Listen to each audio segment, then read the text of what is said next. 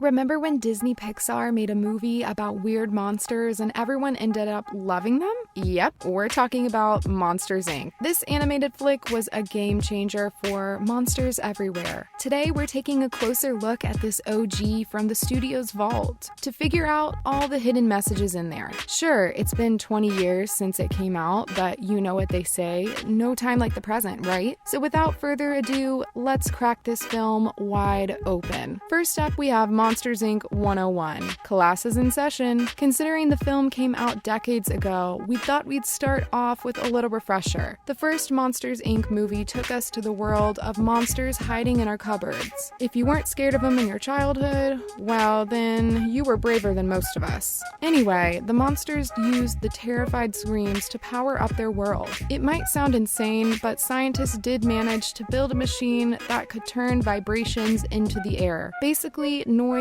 into electricity. And this happened somewhere around 2015, while the animated blockbuster came out way before in 2001. Pixar, inspiring science since forever. Coming back to the monsters, they eventually realized that humans aren't as toxic as they'd been told. They might have believed it, but the jury's still out on humankind with everything going on around the world. Anywho, one adorable human baby later, not only do the monsters overcome their fear of humans, they also find a solution to their scream shortage. You heard that right. Apparently, the monsters were having a hard time scaring children. No scared screams equals no electricity. The energy crisis sounds like a real-world problem. More on that in a minute. So the monsters, unlike us humans, found a better, more friendly alternative with children's laughter. Basically, the scare floor became the fun floor. They solved their power problem and made kids laugh at the same time. It was a win-win situation. On the surface, the movie was about colorful monsters and power of laughter, which totally makes sense of being a Pixar movie and all. But some hardcore fans suggest the studio snuck in some deeper, hidden messages in Monsters, Inc. Up next, the children's screams are symbolic. So remember the thing we said about the energy crisis? Let's pick up from there. If you take out the animated twist from it, Monsters, Inc. is basically about a civilization relying too much on one source of energy, and when it starts running out, there's chaos everywhere, and companies scramble to come up with better, long-lasting alternatives. Sound familiar? The thousands and thousands of oil factories and natural gas reserves that are slowly drying up because we can't seem to stop depending on fossil fuels so much. If you haven't figured it out already, the children's screams were the fossil fuels in the movie. Believe it or not, one fan theory went as far as explaining the similarities between the two. The screams were rare, but they managed to squeeze them out forcefully. They were also combustible.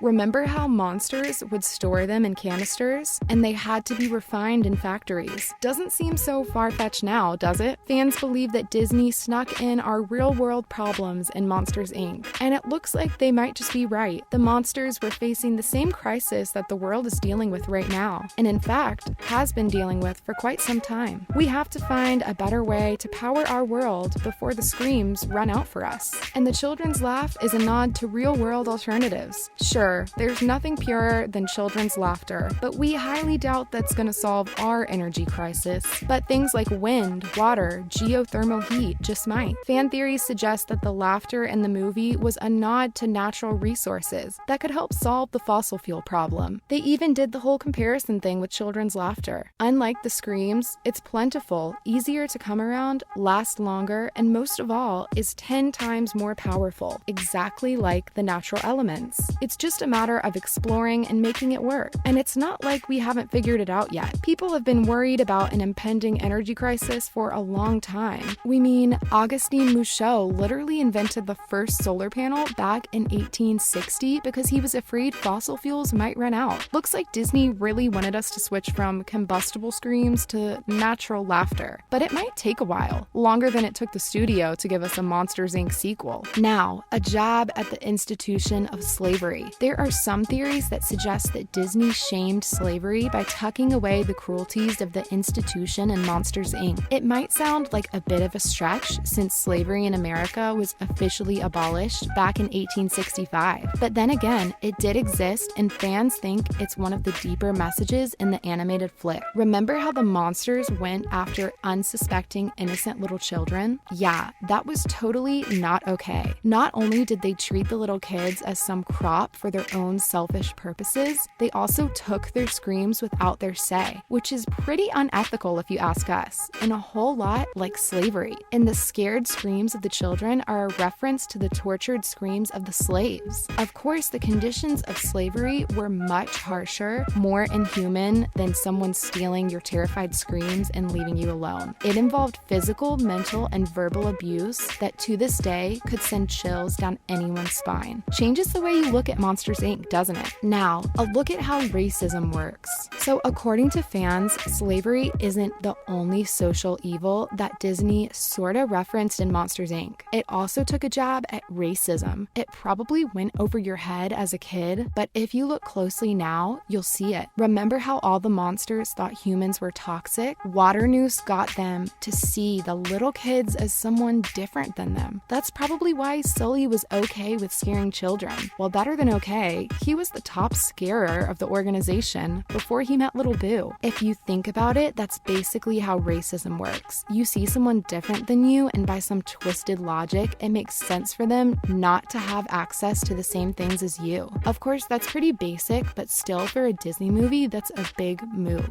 Next, hashtag not all monsters. So if you watch Monsters, Inc. as an adult, you'll realize that it messes with a lot of stereotypes. As kids, we always saw monsters as bad guys who had to be stopped to save the day. But that's not how it works in Disney's world. Because here, people, scratch that, monsters are not always who you think they are. So while Waternoose was most definitely a bad monster, you can't color them all bad. Sully was one of the good monsters, even though he was a pretty good scarer. You'd think he'd be super scary IRL, but he was a furry ball of mush. So at the end of the day, not all monsters are bad. And now, a post 9/11 world. Monsters, Inc. came out right after the tragic events of 9/11, and while a kids movie is the last place you think you find any reference to the tragedy, Disney managed to make it a part of its flick. You don't need us to tell you how scary everything seemed after the Twin Towers fell, but everything got 10 times scarier for the minorities living in the country. So just like how people usually judge monsters, Americans were judging the Muslim community. They were afraid because of the terrorist who attacked the World Trade Center, claimed to be Muslim. This movie addressed that by introducing both good and bad monsters, which